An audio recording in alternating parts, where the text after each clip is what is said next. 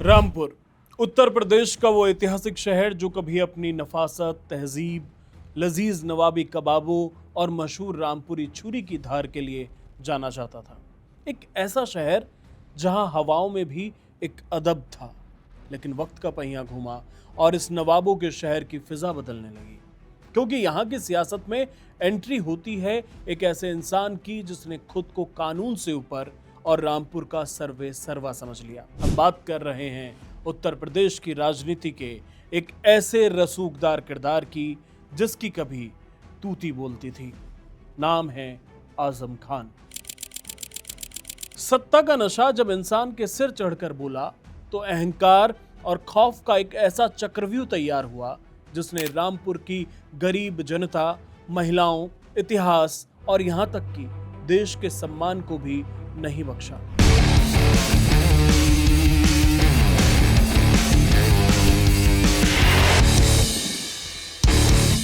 नमस्कार, मैं हूं हर्ष और किस्से कहानियों के इस एपिसोड में हम परत दर परत खोलेंगे रामपुर के सुपर सीएम कहे जाने वाले आजम खान की। इस तथाकथित सुपर सीएम का वो पूरा सफरनामा जिसके अहंकार का किला आज कानून के पैरों तले पूरी तरह से जमींदोज हो चुका है। इस इंसान के रसूख और सत्ता की हनक की दास्तान समझने के लिए हमें उस दौर में जाना होगा जब लखनऊ की हुकूमत में इसका इशारा ही कानून हुआ करता था। यह हनक किस कदर बेलगाम थी, इसका सबसे पहला और भयानक चेहरा साल 2013 में मुजफ्फरनगर के दंगों के दौरान पूरी दुनिया ने देखा। मुजफ्फरनगर के कवाल गांव में हिंदू बहनों बेटियों के साथ सरेआम छेड़छाड़ हुई, जिसके विरोध में जब दो भाई सचिन और गौरव खड़े हुए तो दंगाइयों ने उनकी बेरहमी से हत्या कर दी। माहौल बारूद के ढेर पर था, लेकिन पुलिस ने मुस्तैदी दिखाते हुए आरोपियों को सलाखों के पीछे डाल दिया। मगर तभी लखनऊ में बैठे आजम खान की गंदी वोट बैंक की राजनीति जाग उठी। उन्होंने सत्ता के शीर्ष से सीधे पुलिस अधिकारियों को फोन घुमा दिया। इंडिया टुडे के एक बड़े स्टिंग ऑपरेशन में पुलिस ऑफिसर्स ने खुद कबूल किया कि आजम खान का सख्त आदेश था कि आरोपियों को तुरंत छोड़ दिया जाए।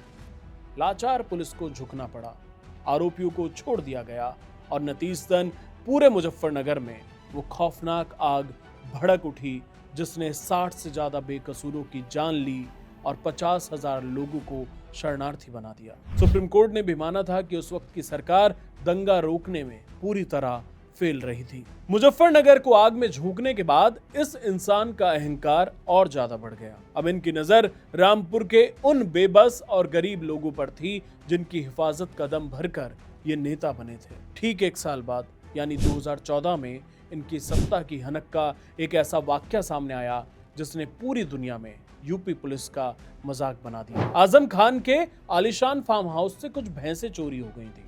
एक तरफ जहां राज्य में गरीबों की हत्या और लूट पर भी थानों में एफआईआर दर्ज नहीं होती थी, वहीं इस सुपर सीएम की भैंसों को ढूंढने के लिए पूरे जिले की पुलिस को काम पर लगा दिया गया।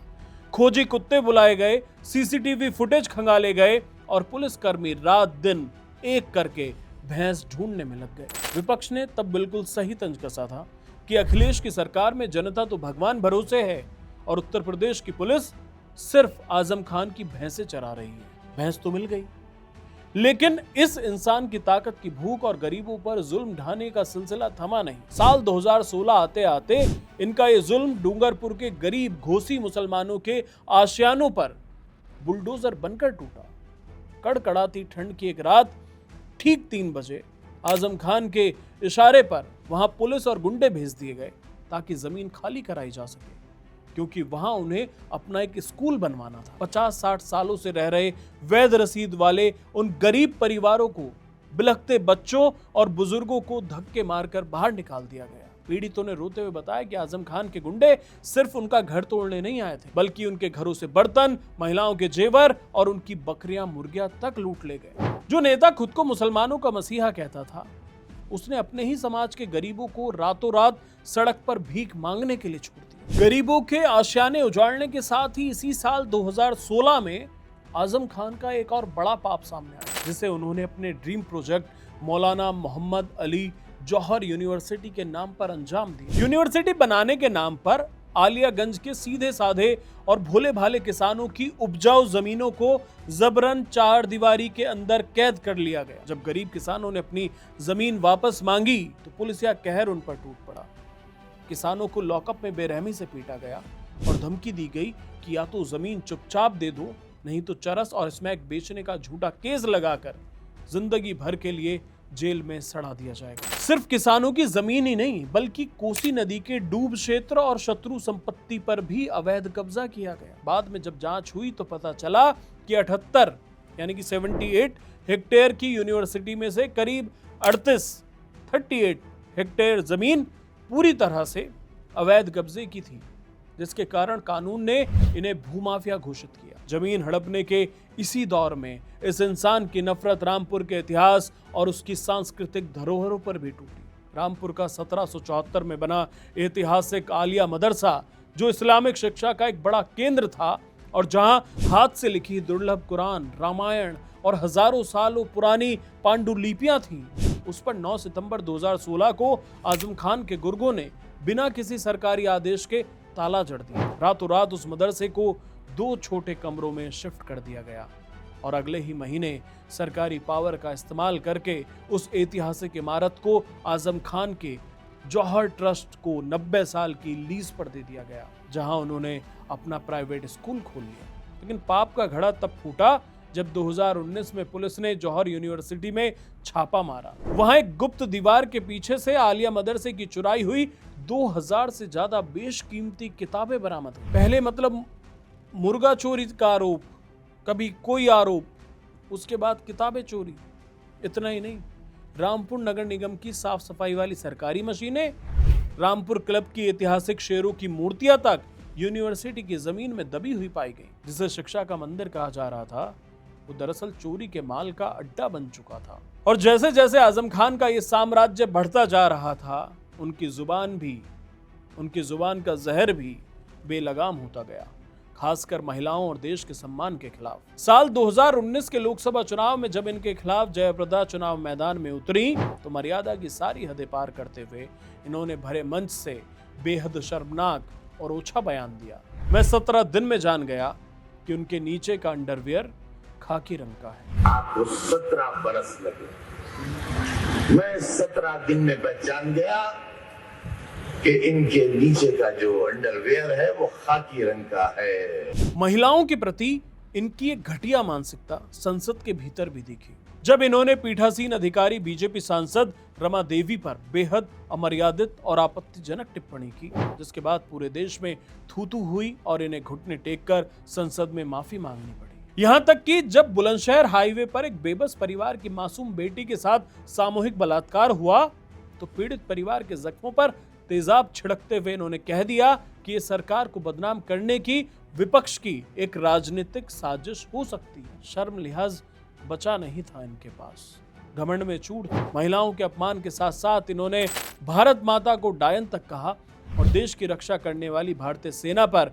आरोप लगाया कि सेना हिंदुओं और मुसलमानों में भेदभाव करती है। लेकिन बुजुर्ग कह गए हैं कि समय का पहिया जब घूमता है तो बड़े बड़े सूरमाओं का घमंड भी मिट्टी में मिल जाता है। जब उत्तर प्रदेश में सत्ता बदली और कानून का राज स्थापित हुआ, तब इस इंसान के एक एक जुल्म का हिसाब होना शुरू हुआ। जो आजम खान कभी रामपुर के बड़े बड़े प्रशासनिक अधिकारियों से धौंस जमा कर कहते थे कि रुमाल निकालो और मेरे जूते साफ करो। ये तनखैया है, तनखैयों से नहीं डरते हैं। और देखें कई मायावती जी के फोटो, कैसे बड़े बड़े अफसर रुमाल निकाल के जूते साफ कर रहे हैं। हाँ, उन्हीं से है गठबंधन। हाँ, उन्हीं के जूते साफ कराऊंगा इंशाल्लाह ने चाहा। नियति ने उन्हें उन्हीं के कर्मों के जाल में ऐसा उलझाया कि वो अदालत और कानून के शिकंजे से बच नहीं पाए। अपने बेटे अब्दुल्ला आजम का फर्जी जन्म प्रमाण पत्र, बर्थ सर्टिफिकेट बनवाने के जाल में आजम खान, उनकी पत्नी तंजीम फातिमा और खुद बेटा तीनों सलाखों के पीछे पहुंच गए और अदालत ने उन्हें 7-7 साल की कड़ी सजा सुनाई। भड़काऊ भाषण देने के कारण इनकी विधानसभा सदस्यता हमेशा के लिए खत्म कर दी गई और कानूनन इनके वोट देने का अधिकार भी छीन लिया गया।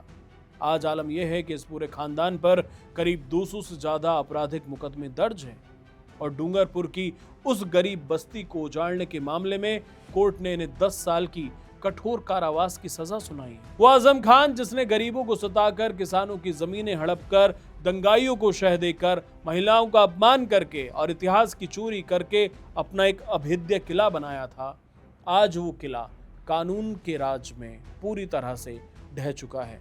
रामपुर की जनता आज खुली और खौफ मुक्त हवा में सांस ले रही है, क्योंकि इस पूरी दास्तान ने ये साबित कर दिया है कि अहंकार और गुंडागर्दी की उम्र चाहे जितनी लंबी दिखे, उसका अंत हमेशा कानून के पैरों तले ही होता है। कानून सबके लिए बराबर है, चाहे वो कोई आम नागरिक हो या रामपुर का वो तथाकथित सुपर सीएम। किस्से कहानियों के आज के इस एपिसोड में बस इतना ही। अगर आपको ये कहानी पसंद आई हो तो इसे ज्यादा से ज्यादा शेयर कीजिए, लाइक कीजिए और हमारे चैनल को सब्सक्राइब करना बिल्कुल मत भूलिएगा। अपना ख्याल रखिए। नमस्कार।